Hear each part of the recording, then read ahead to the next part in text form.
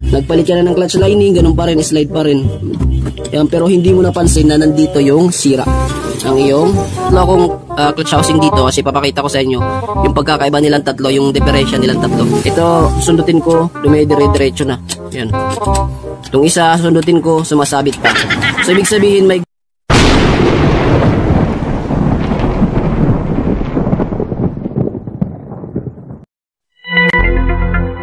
magandang araw sa inyong lahat mga katropa. So, welcome back sa ating YouTube channel. No, dumudalas na ba yung kickstart mo? Nagpalit ka na ng clutch lining pero ganun pa rin. Pagkaka-kick mo ay dumidiretso pa rin, bumababa no? Nag-slide pa rin. No? So, depende po sa klase ng motor. Sabi ko, depende po sa klase ng motor. No, so, kadalasan, ganito yung problema ng motor mo pag ito ang klase ng or clutch housing mo.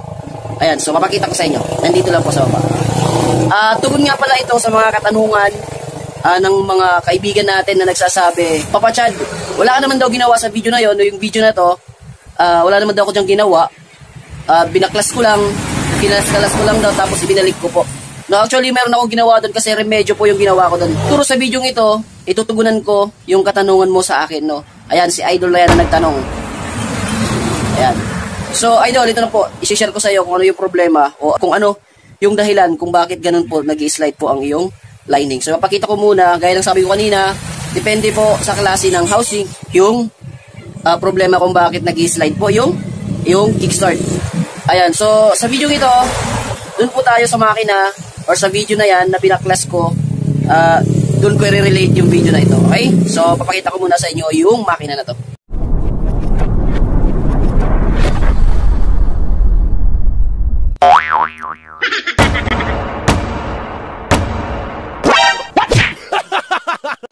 Ayan, pero bagong lahat, huwag niyo pong kalimutang suportahan itong aking maliit na YouTube channel. Subscribe niyo po Papa Chad TV para lagi kayong updated sa mga new videos na gagawin natin dito sa ating YouTube channel. Ayan, pwede niyo rin po akong puntahan o sadyain dito lang along highway malapit sa amin. Mag-comment lang po kayo dyan at sasagutin ko po iyong lahat. Ayan, so let's go. Umpisahan na natin to. Ayan. So kung naalala nyo sa video yan, no, ito po yung klase ng makina na binaklas natin, no, C7, no, na mga ganito yung klase ng clutch housing, no. Saan ba nagkakaproblema dyan kung bakit nagdumudulas? Okay naman po yung ibang function dyan, no, pero bakit dumudulas habang kinikickstart daw niya, no. So yung kalimitang problema dyan pag ganun na po, dumudulas kahit na nagpalit ka ng lining, no, bago na po yung clutch lining tapos ganun pa rin yung nangyari, nasa clutch housing po. So actually, ito lang po yung problema dyan, no. Pag natanggal mo po yun, yan, good na po yan, no. Wala na tayong ayusin dyan, no. Kasi nandito lang po sa lining yung problema, no. So, lipat tayo doon sa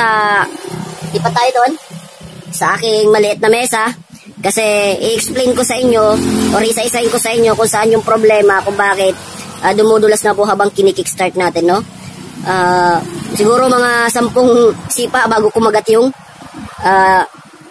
kickstart, no. So tara, punta tayo sa ating mesa. Ayan, so dito tayo pwesto. Mukhang mas maganda rito eh. So bago ko ipakita sa inyo kung ano nga ba yung problema ng clutch housing, kaya lang sabi ko kanina na nandito lang po yung problema kung bakit dumudulas po yung mga kickstart natin habang ikinikick natin to sa mga ganitong klaseng type ng clutch housing, ha. So dito tayo focus kasi dito po yung tutorial natin sa ngayon. So ano nga ba yung problema ng mga ganitong housing, no, clutch housing, yun, pag madalas na po na dumudulas, kinikickstart mo, na dumidiretso lang po ang iyong kickstart, no, hirap ka na, 10 kick ka na, ayaw pa rin umandar, no, pinagpapawisan ka na, ayaw pa rin umandar. Ayan, so yun yung tatalakayin natin sa video ito, no, pero bago po yun, share ko muna, shoutout ko muna yung katropa natin na si Anjors TV. Yan, si Ate Joyce Vargas, no, yung mga nag-super chat sa atin dyan, no. Tapos yung bago nating member ngayon, si Madam Capricorn. Ayan po, si Ma'am Capricorn, mega love shoutout sa iyo, mga Capricorn 10. Parang 20 lang, Madam, Ayan, so mega love shoutout sa iyo, Ma'am Capricorn. Salamat sa pagpa-member mo sa ating channel, no. At syempre, sa mga gusto ng mga parody video dyan, marami po tayong videos dyan, no. Ito sa channel na to, sa Team Sangkay. Kung gusto nyo matuto, kung gusto nyo matawa, no, na umayak sa kakatawa, panoorin nyo lang po sa channel na ito. Marami tayong walang videos dyan. Ayan. Tsaka nyo ulit po, mega love shoutout kay Ma'am Capricorn sa isa nating katropa na nagpa-member sa ating channel. So sana madagdagan no? So diretso na kagad tayo dito sa tinatalakay nating video na to. So bakit nga ba dumudulas yung housing? Ayan, yung mga ganito, ito wala nang laman no? So bakit nga ba to dumudulas? So dito tayo sa baba, ipapakita ko sa inyo. Ginagawa mo. Ayan, so bali magbabaklas tayo ngayon ng clutch housing. So nireview ko na rin po yung videos na ito, yung video na ginawa ko dyan, inulit ko para sa mga nagtatanong kung bakit nga ba dumudulas. So sabi nila wala naman daw akong ginawa sa video yun, tinanggal ko lang tsaka binalik. So actually kung pinanood nyo na maganda yung video or pinanood nyo nang tapos yung video, masasabi mong may ginawa ako dun, may binago ako dun, kung pinapanood mo lang. So nagsasabi naman na sounds lang yung nilagay ko. Yung sitwasyon kasi nun may parang party sa harap ng shop ko, kaya sobrang ingay talaga, kaya minabuti ko na lang pong maglagay po ng sound. So pasensya na po sa mga hindi nagustuhan po yung sounds na nilagay ko. Ayan. So sa video ito tatalakayin natin yung mga katanungan nyo, sasagutin ko yung mga katanungan nyo kung bakit nga ba dumudulas. So ipapakita ko sa inyo kung bakit ito nag-slide, So una tatanggalin muna natin yung clutch lining sa loob, Nagpalit ka na ng clutch lining, ganun pa rin, slide pa rin. Yan, pero hindi mo napansin na nandito yung sira. Ang iyong clutch housing. Nasa clutch housing po yung may problema. Yun, tanggal. So pag natanggal mo na yung lock na to, tanggalin mo na to. Yan. Ibabaw. Kung natatamad kang mag-isa-isa, pwede mo siyang itaob. Yan, pag tinaob mo, laglag lahat yan. So may tatlo ako dito sa inyong may tatlo akong clutch housing dito kasi papakita ko sa inyo yung pagkakaiba nilang tatlo, yung differential nilang tatlo. So bali, itong clutch housing na ito, ganun po yung problema ng customer, Kung nakita nyo yung makina na pinakita ko kanina na nasa baba, binaklas ko po. Kasi ganun na po yung problema ng kanyang makina. Actually, pina-overhaul niya po yung makina sa akin. Yung bagong overhaul po yun. Tsaka, nababad trip na po siya sa kanyang lining, Tingnan mo, makapal pa yung lining niya. Yan. Kita nyo naman may mga groove pa, di ba? Ayan, So makapal pa yung kanyang lining pero dumudulas na po. So itataob ko na mabilisan. Nakaganyan po siya pagkatanggal. Then next ito, isa-isahin ko na lang.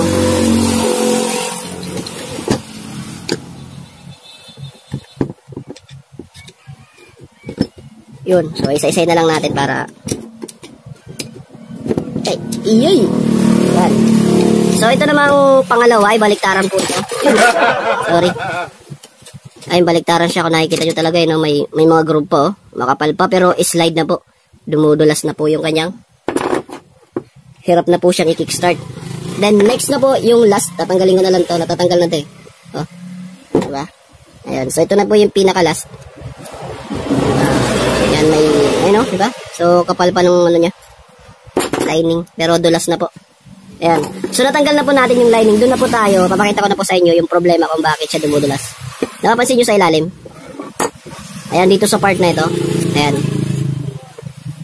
Sana nakikita nyo ng Ayan, Yung parang groove na ito, nakikita nyo, ito yung layer na to. Tapos yung second layer ito.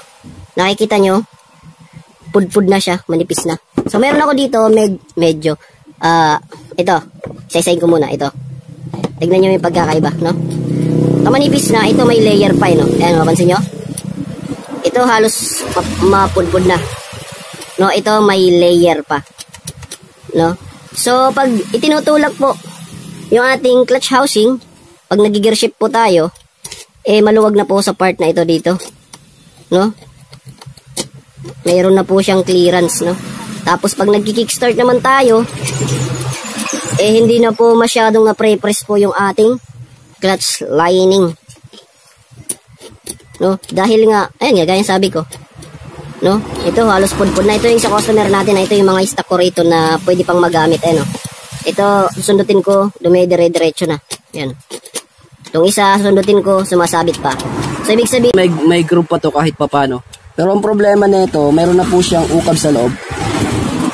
Ayan. May groove pa siya, pero may ukab na sa loob. Pero pwede pa ito magamit in case of walang-wala yung ating customer. Ayan. So, yun po yung unang problema ng iyong clutch housing. Pag pudpud na po dyan, pwede mo po siyang ipa-repair sa machine shop or bumili ka ng bago. Ayan, so ito yung pinakamaganda pa. Ayan, nakita nyo? Ano yung pagkakaiba nitong isa? Ayan, ito mas makapal, ayan, no? So, ito magandang klase pa to. Magandang klase pa yung lining na to. Ayan, no? So, makapal pa siya rito. Tapos, yung dito na portion niya, pansinin nyo sa isa. Ito, no? May ukab na rin, no? Malalim na rin. Ayan. So, itong part na to rito, ayan, yung part na yan, yan po yung lalapat dito. No? Ayan, no? Tignan mo. Ayan. So, kung manipis na yun, lubog na po ang iyong yung hub. Ayan. So, pag may ganyan na pong senaryo, ang iyong clutch housing, maaari mo po itong ipa-repair sa mga machine shop, no? Magpalagay ka ulit ng ganyan or bumili ka na po ng bagong ganito. Okay? Ayan, at saka ito naman, next tayo. Dito naman po sa ito. Ayan, ito po yung lumalapat dito, no? Ayan. So, ang i-check mo naman po rito, kung nagpa-function pa to, no? Gaya nito, wala na po yung rubber dyan. Ayan, pansinin nyo yung isa, mayroon pa, ayan, no? Ito, pudpud na. Pansinin nyo to. Ayan, so ikutin nyo siya, na pag ganon. Tignan mo kung lumalabas dito, no? Habang iniikot mo kung umiibabaw siya, ayan, umiibabaw. So, ang tanong, kung bumabalik pag binitawan ko. So, ayan, nag-i-steady lang siya. So, hindi na maganda. Ayan, may, ano, minsan-minsan lang bumabalik. Wala na sa ano talaga. Ayan. So, check mo po yan, no? So, ibig sabihin, pag hindi po bumalik, hindi na po good yun, no? I-repair mo na rin po yan. So, papakita ko sa inyo yung good. Ito. Good pa siya. Nandiyan pa yung mga rubber niya. Ayan, o. Ito pa. Pansin nyo dito sa part na to. Ayan, sa part na yan. Ikutin ko, ibabaw siya. Ayan, o. Ayan, o. Lumitaw siya. Pansin nyo ba? Bibitawan ko. Yun. Ayan, o. Bumabalik. May ibabaw siya. Tapos bumabalik sa loob. So, pag ganyan yung ano mo, yung part na to, so ibig sabihin, good po siya, no? Pwede mo po itong magamit, no? Tsaka, pacheck mo na rin po dito sa loob kung may ukab. Kung wala, ayos pa yan. Pwede mo po itong gamitin. Okay? So, itong dalawa lang to, dito madalas nagkakaroon po ng problema. Ayan. So, sana natuldukan ko po yung katanungan mo, idol, kung bakit sinabi mo sa akin na wala naman akong ginawa sa video na yon, no? So actually yung videos na yon, sinabi lang sa atin ng customer na remedyohan ko lang po yung kanyang clutch kasi nga dumudulas. So kung nakita nyo naman sa video, nadali natin remedyo, no? Yung ginawa ko, inunat ko po doon yung mga clutch spring kasi nga po sabi ko sa customer noon, pa-machine shop niya na kasi nga pudpud na rin yung dito, kaya ganoon na po yung nangyayari. Ayan. So sana sa video ito ay gaya ng sabi ko kanina, natuldukan ko na po ang iyong mga katanungan sa akin kung bakit po nag-i-slide. O ano po yung sanhi ng pagdulas habang kinikickstart natin ang ating makina o ating motor sa ganitong klaseng lining. Ayan. Okay ba? So sana ay nagustuhan mo yung ginawa nating video ito, mga katropa, at kung nagustuhan mo man baka naman pa-thumbs up tayo dyan. Palike at share na rin ng mga videos natin, di ba? Ayan, siguro hanggang dito lang muna yung videos natin, mga idol, mga pops. Gana like ko sinasabi dito sa ating YouTube channel. God bless po, thank you. Tapos na tayo dito. Ano pa? Peace yo. What to do with that big fat butt?